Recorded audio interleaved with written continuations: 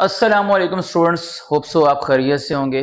मैं हूं आपका टीचर उसामा शहाब मलिक और आप लोग देख रहे हैं YouTube channel physics with Usama Shahab Malik. Okay तो स्टूडेंट्स, फर्स्ट ईयर की सीरीज का ये लेक्चर नंबर हमारे पास 5 है और आज के लेक्चर के अंदर हम लोग बहुत ही इंपॉर्टेंट एक लॉन्ग क्वेश्चन डिस्कस करने जा रहे हैं। ये एज ए लॉन्ग क्वेश्चन भी आता है और ये एज ए न्यूमेरिकल या एज ए शॉर्ट क्वेश्चन भी इंक्लूड किया जाता है। बट ये बात आप माइंड में रखें कि प्रोजेक्टाइल मोशन से कोई ना कोई क्वेश्चन लाजमन आता है, या वो लॉन्ग में आएगा थ्योरेटिकल या फिर वो लॉन्ग में आएगा एज ए न्यूमेरिकल। आप लोगों ने देखा होगा ये जो प्रीवियस पेपर गुजरा है फिजिक्स का, जिसपे मैंने ऑलरेडी आप लोगों को बता भी दिया था, जो मैंने वीडियो बनाई थी इंपोर्टेंट टॉपिक्स की, उसमें भी मैंने ये मेंशन किया था projectile motion.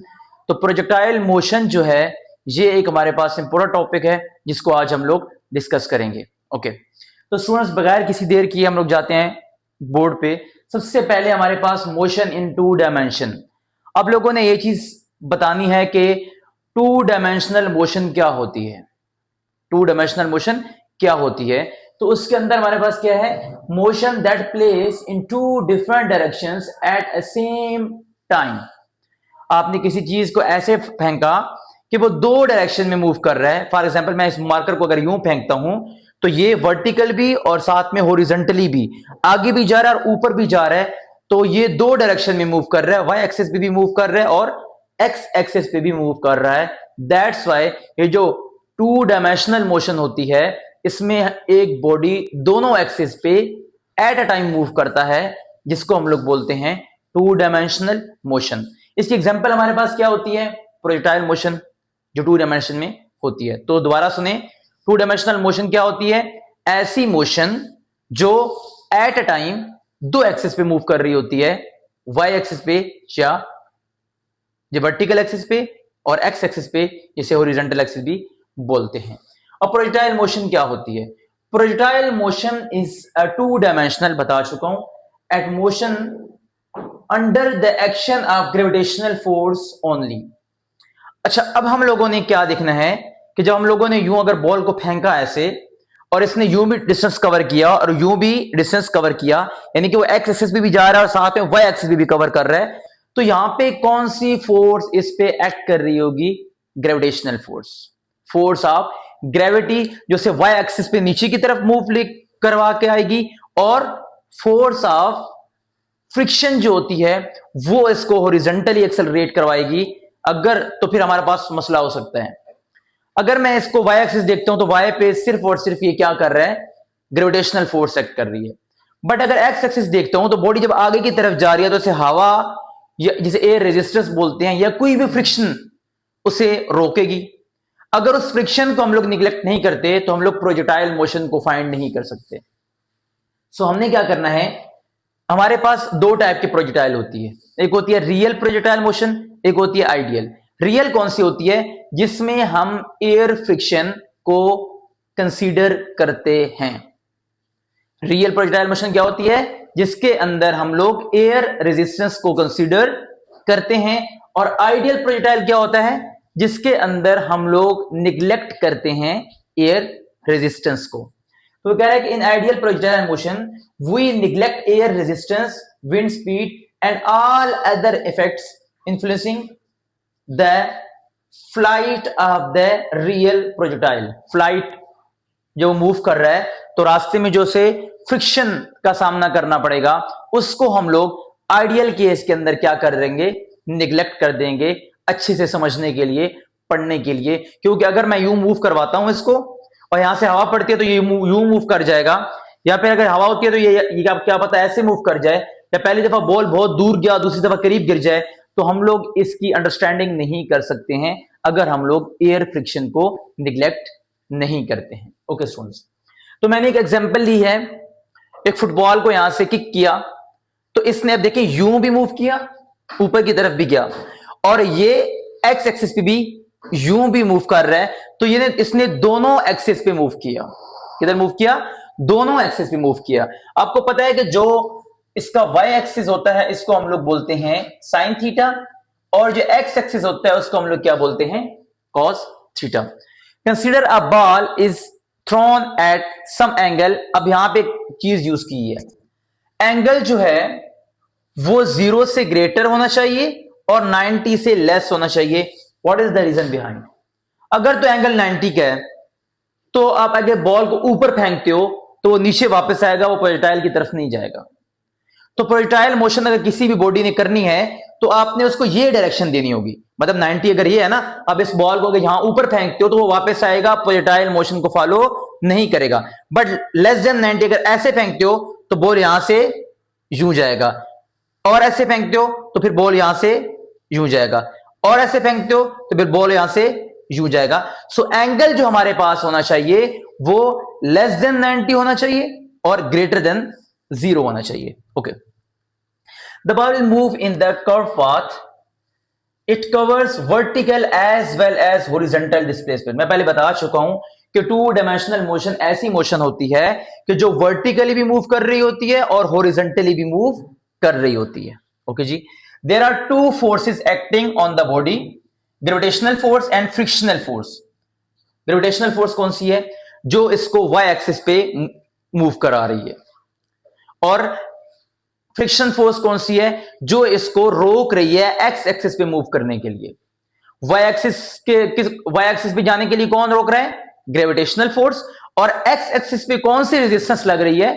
Friction of the air, या विंड, या जो भी हमारे पास कोई ऐसी चीज जो इसको रेजिस्ट कर रही है उसको हम लोग क्या बोलते हैं?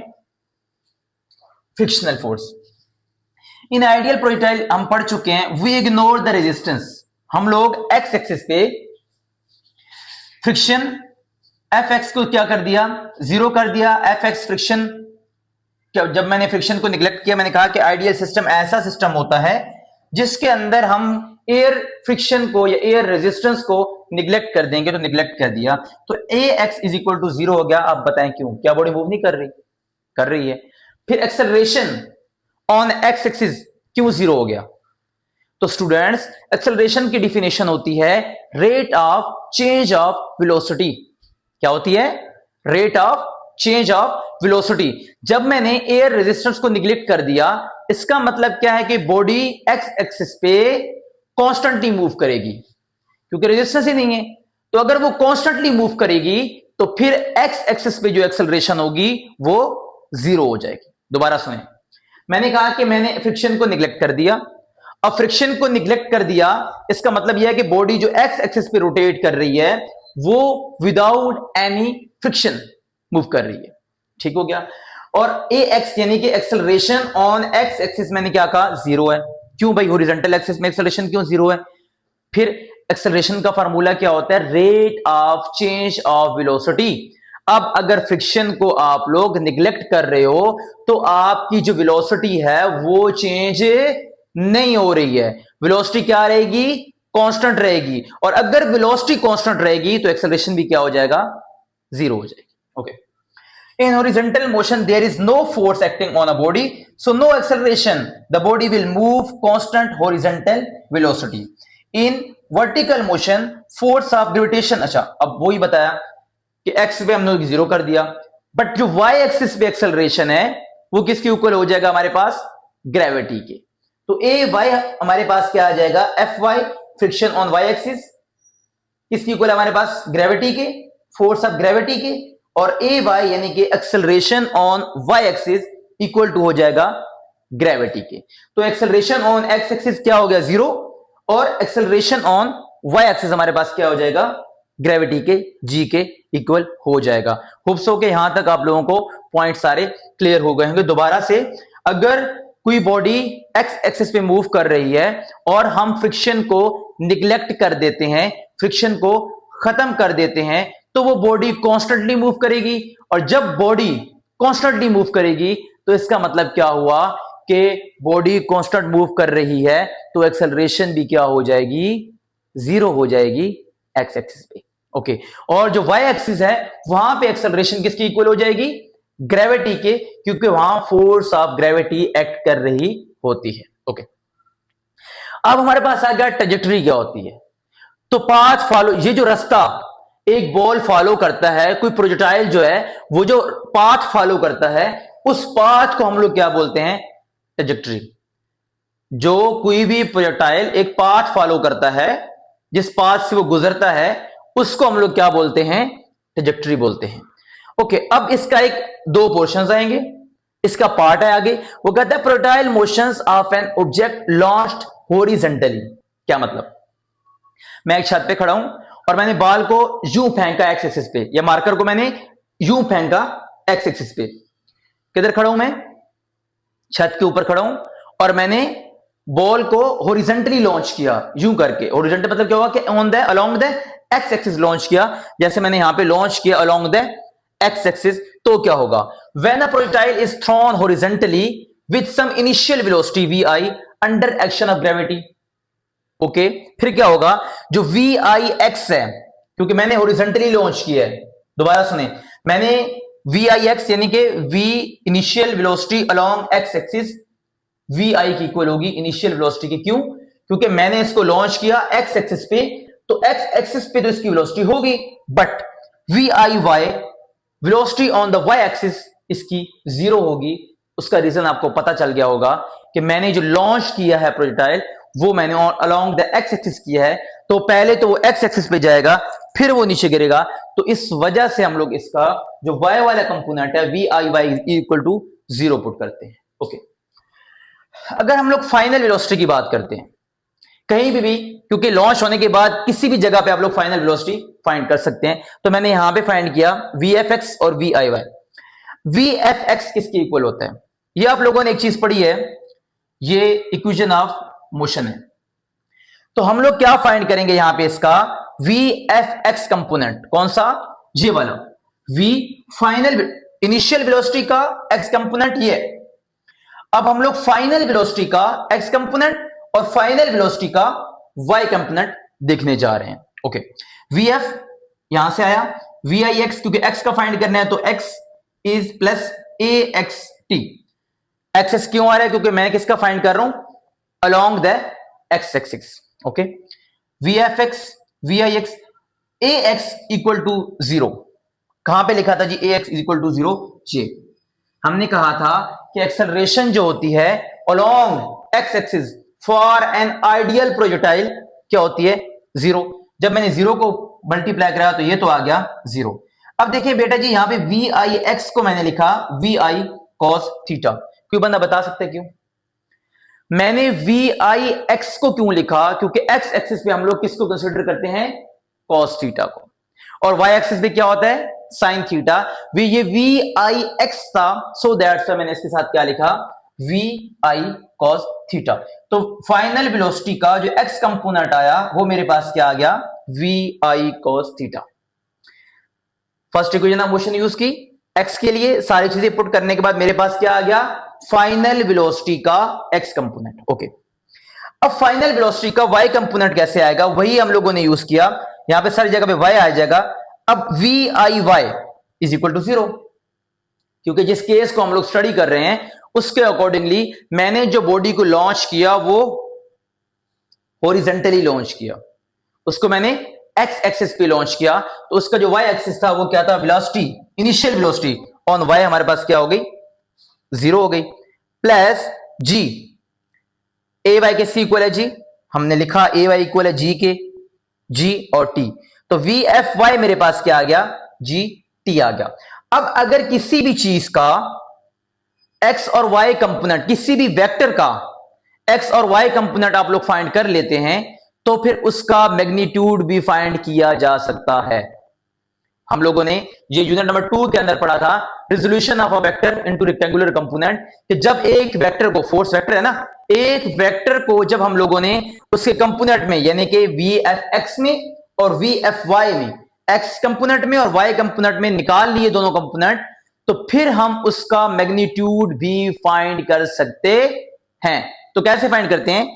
V F is equal to X वाले कंपोनेंट का स्क्वायर प्लस वाई वाले कंपोनेंट का स्क्वायर। तो मैं यहां पुट करूंगा वी आई कॉस थीटा का स्क्वायर और प्लस जी टी का स्क्वायर, क्योंकि एक्स कंपोनेंट मेरे पास किधर है? जी आया, और वाई कंपोनेंट मेरे पास किधर है? जी आया। तो इस तरीके से हम लोग इसका कौन सा पॉइंट फाइंड कर सकते हैं? वी एफ का मैग्नीट्यूड फाइंड कर सकते हैं, क्योंकि हमारे पास एफ वी एफ एक्स भी आ गया, यानी कि फाइनल वेलोसिटी का X component, and V F Y यानी कि फाइनल वेलोसिटी का वाई कंपोनेंट भी आ गया है। जी तो स्टूडेंट्स, इसके हमारे पास ना बेसिकली दो केस हैं। एक केस के अंदर हम लोग हॉरिजॉन्टली लॉन्च करते हैं, जो पिछले बोर्ड पे डायग्राम बनी हुई थी कि हम लोग हॉरिजॉन्टली लॉन्च कर रहे थे, और उसके बाद हम लोगों ने उसमें से चार चीजें निकालनी है। कौन कौन सी? इनिशियल वेलोसिटी का एक्स कंपोनेंट, इनिशियल वेलोसिटी का वाई कंपोनेंट, और फिर displacement on X axis and displacement on Y axis. चार चीजें हम लोगों ने पहले केस के अंदर निकालनी है, और दूसरा केस जिसमें अभी हम लोग डिस्कस करेंगे उसमें भी यही चार चीजें निकालनी है। तो अभी हम लोग देखने के लिए जा रहे हैं।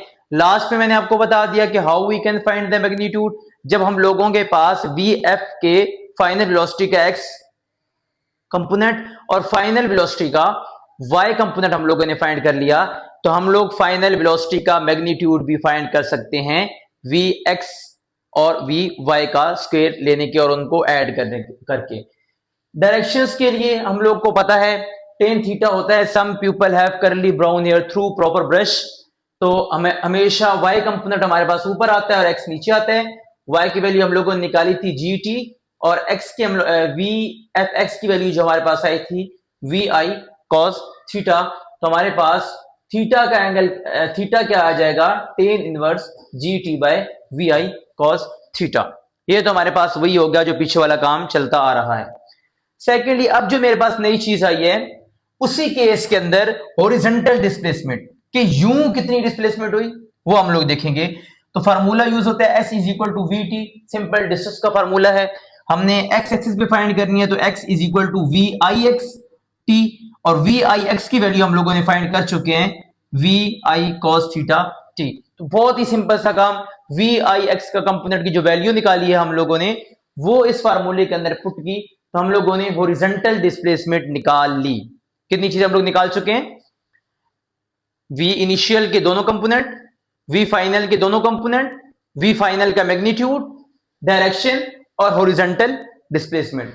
अब हम लोग निकालेंगे वर्टिकल डिस्प्लेसमेंट कि उसने यूं कितना डिस्टेंस कवर किया, यानी कि वर्टिकल्स में along the Y axis. Formula हमारे पास यूज होता है, हमेशा हम लोग यूज करते हैं formula second equation of motion, S is equal to V I T plus 1/2 G T square. V I Y होगा क्योंकि हम लोगों ने वाई का फाइंड करने, और हमारे पास ए वाई और टी का स्क्वायर हो जाएगा। यहां पे वी आई वाई हमने कहा था क्योंकि हम लोग हॉरिजॉन्टली लॉन्च कर रहे हैं। इस केस के अंदर, जिस केस में हम लोग हॉरिजॉन्टली लॉन्च कर रहे हैं, उसमें वी आई वाई यानी कि इनिशियल वेलोसिटी का वाई कंपोनेंट लिख चुके थे पहले, वो जीरो होता है। जीरो पुट करने के बाद मेरे पास क्या आ जाएगा? y is equal to 1/2 G T square. तो अब हमारे पास vertical displacement on X, vertical displacement भी आ गई है और हॉरिजॉन्टल डिस्प्लेसमेंट भी आ गई है, दोनों चीजें। तो कितनी चीजें फाइंड करनी है? इनिशियल वेलोसिटी के दोनों कंपोनेंट, फाइनल वेलोसिटी के दोनों कंपोनेंट, फाइनल वेलोसिटी का मैग्नीट्यूड, डायरेक्शंस, और फिर हम लोगों ने फाइंड ये करना है कि उसने कितना डिस्प्लेसमेंट कवर किया एक्स एक्सिस पे और कितना कवर किया वाई एक्सिस पे। जहां तक हम लोगों ने केस नंबर 1 डिस्कस किया, जहां पे मैंने किसी ऊंची जगह से खड़े होके एक बॉडी को ऐसे करके एक्स एक्सिस पे लॉन्च किया था। अब दूसरा केस क्या है? अब मैं किसी बॉडी को विद एंगल, जैसे एक्चुअल में प्रोजेक्टाइल होता है, किसी एंगल से लॉन्च करता हूं। फॉर एग्जाम्पल यहां से, तो बॉडी ये जाके और यहां वापस आएगी। तो इस केस के लिए वो जो केस था वो क्या था हमारे पास पिछले वाला? हम लोगों ने बॉडी को यहां से लॉन्च किया था, बट हम लोग अब क्या कर रहे हैं? बॉडी को सम एंगल से लॉन्च कर रहे हैं, अलोंग द वाई एक्सिस भी और अलोंग द एक्स एक्सिस भी। अब ये दोनों एक्सिस भी मूव करेगा। पहले सिर्फ ये एक एक्सिस पे मूव कर रहा था स्टार्टिंग में, और फिर वो दोनों एक्सिस भी मूव किया। यहां पे हम लोग एंगल के साथ, अच्छा, when an object is thrown at some angle theta, theta हमारे पास किसकी इक्वल होना चाहिए जी? 0 से ग्रेटर, 90 से लेस। बता चुका हूं कि अगर वो 90 से लेस नहीं होगा तो पॉसिबल ही नहीं है कि प्रोजेक्टाइल हमारे पास हो, क्योंकि 90 पे अगर मैं फेंकता हूं तो बॉडी सीधी वापस आती है, प्रोजेक्टाइल में वापस नहीं आती है। In ideal case air resistance equal to 0 and so acceleration along the X axis भी क्या हो जाएगी? 0। क्यों? एक्सेलरेशन का फार्मूला होता है rate of change of velocity जब एक्स एक्सिस में वेलोसिटी चेंज नहीं हो रही है तो हमारे पास एक्सेलरेशन भी क्या हो जाएगी, जीरो। और वर्टिकल एक्सेलरेशन किस क्या होती है, जी की इक्वल होती है। जहां पे हम लोग माइनस जी लिखेंगे, उसका रीजन बताता हूं क्यों, कि हम लोग ग्रेविटी के अगेंस्ट जा रहे हैं। मैंने फेंका ना बॉडी को, पहले हम लोग की बॉडी ग्रेविटी की डायरेक्शन में आ रही थी, तो पिछले में हम लोगों ने v जो y का कंपोनेंट लिया था वो सिर्फ g लिया था। अब हम लोग क्या कर रहे हैं, बॉडी को यूं फेंक रहे हैं, तो फेंकने का मतलब ये हुआ कि बॉडी अगेंस्ट द ग्रेविटी जा रही है, ग्रेविटी से नीचे खींच रही है और बॉडी ऊपर की तरफ जा रही है। तो हमारे पास क्या आएगा, A Y acceleration on Y axis minus g की इक्वल आ जाएगा। वही बात component of v initial V I X is equal to V I cos theta, वहां भी यही था, यहां पे भी यही है। वहां पे वी आई वाई जीरो था, बट यहां पे V I Y V I sine theta है। तो रीजन क्या है बताएं।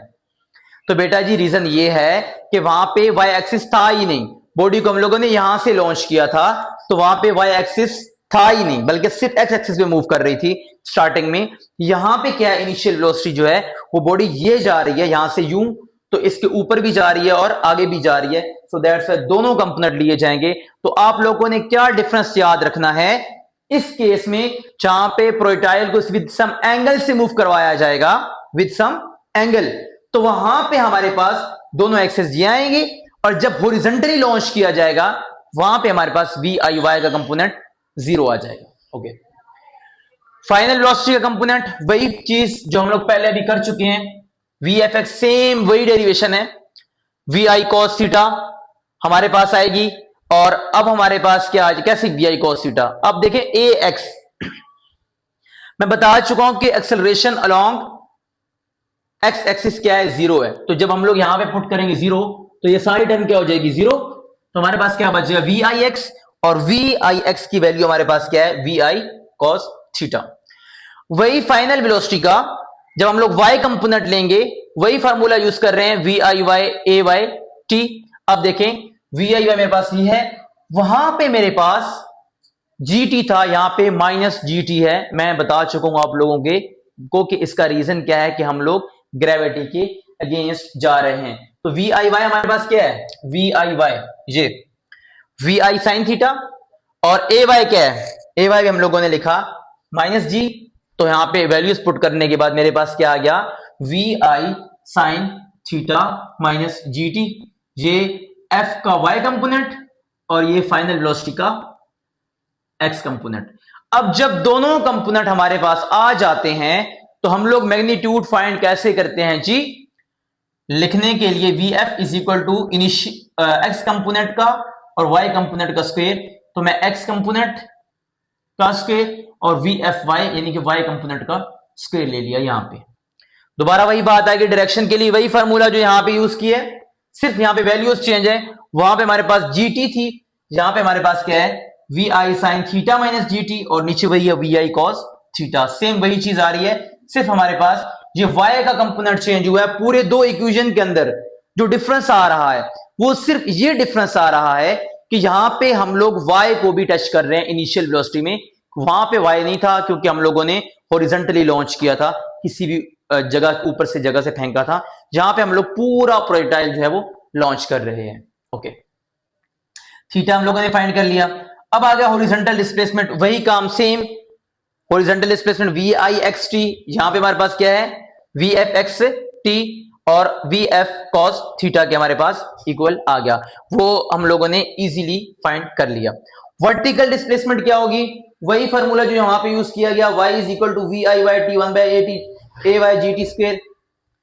ए वाई अब क्या है, माइनस जी की इक्वल है, किधर लिखा हुआ है, ए वाई इक्वल है माइनस जी के, तो ए वाई की जगह पे क्या पुट कर दिया, माइनस जी पुट कर दिया, और वी आई वाई टी की जगह पे हमने क्या पुट कर दिया, वी आई साइन थीटा, और साथ में ये वाला टी आ गया। वी आई वाई किधर है, वी आई वाई हमारे पास ये है। तो हम लोगों ने वैल्यूज पुट करने के बाद हमारे पास y के हमारे पास जो डिस्प्लेसमेंट आ गई है वो ये आ गई है।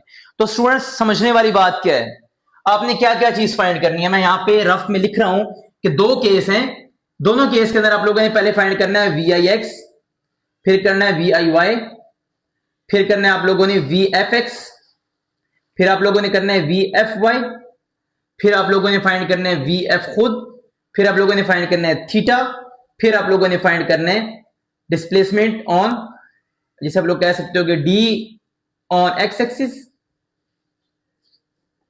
और डिस्प्लेसमेंट ऑन वाई एक्सिस। तो ये दोनों केस के लिए 1 2 3 4 5 6 7 8 चीजें दोनों केसेस के लिए हम लोगों ने फाइंड करनी है। अगर वो कहता है कि हॉरिजॉन्टली लॉन्च किया गया तो आप लोगों ने पहले वाला केस करना है, अगर वो कहता है कि पूरा प्रोजेक्टाइल है तो आप लोगों ने ये वाला केस देखना है। जो केस आएगा उसके अंदर ये चीजें सब आप लोगों ने फाइंड करनी है। पहले और दूसरे केस में डिफरेंशिएशन क्या है कि पहले केस के अंदर हम लोगों ने बिल्कुल हॉरिजॉन्टली लॉन्च किया तो वहां पे हम लोग वी आई वाई 0 आया है, वहां से सारा मामला जो हमारा चेंज हुआ, वी आई वाई जो था वो बिल्कुल 0 आया, वी आई जो था एक्स वो हमारे पास वी आई के बराबर आया, क्योंकि हम लोगों ने लॉन्च हॉरिजॉन्टली किया था, ऊपर से किया था। सो उसका वाई जो इनिशियल वेलोसिटी थी, क्योंकि बॉडी पहले यूं जा रही है ना, अगर बॉडी यूं जा रही होती तो बॉडी फिर यूं भी ट्रेवल कर रही है और यूं भी ट्रेवल कर रही है। बट जैसे फॉर एग्जांपल ये अगर बॉडी ऐसे जा रही है तो अब देखिए बॉडी ऊपर भी जा रही है, ये इधर तक गई है और यहां से यूं आगे भी गई है। बट हम लोगों ने जो लॉन्च किया था वो ये था ऐसे, तो इसका मतलब क्या हुआ कि बॉडी ऊपर नीचे नहीं जा रही बल्कि पहले सीधा गई और फिर गिरना स्टार्ट हुआ। तो जो इनिशियल पॉइंट था बॉडी का उसमें वी आई वाई 0 था। सारा गेम पूरा का पूरा सिर्फ वहां से चेंज हुआ। बाकी हम लोगों ने वहां पे ए वाई को जी लिखा था, और क्योंकि जी है ना, जी की डायरेक्शन में आ रहा है, और यहां पे हम लोगों ने ए वाई को माइनस जी लिखा क्योंकि बॉडी ऊपर की तरफ जा रही है और ग्रेविटी के अगेंस्ट है। तो ये दो चेंजेस हैं सिर्फ जो आप लोगों ने दोनों केसेस में पुट करनी है। उसके बाद सारी चीज ईच एंड एवरीथिंग आप लोगों के लिए इजी है अगर आप लोगों ने इसको अच्छे से किया तो। इसके नेक्स्ट टॉपिक है how we can find the range, how we can find the time of flight and how we can find the height of the flight. तो ये तीन बहुत इंपॉर्टेंट फार्मूला है, मैं ड्राइव करता हूं नेक्स्ट वीडियो में इंशाल्लाह से, तो वो भी आप लोगों ने मस्ट देखने हैं क्योंकि न्यूमेरिकल वहां से ही बनता है। तो आप लोगों ने इस टॉपिक को, ये बहुत ही आसान सा टॉपिक है, आप लोगों ने ये लाजमन करना है। ये जो नोट्स हैं इनके स्क्रीनशॉट मैं वीडियो के लास्ट में लगा दूंगा, वो आप लोगों ने वहां से देख के लिख लेने हैं। थैंक यू सो मच, अल्लाह हाफिज़।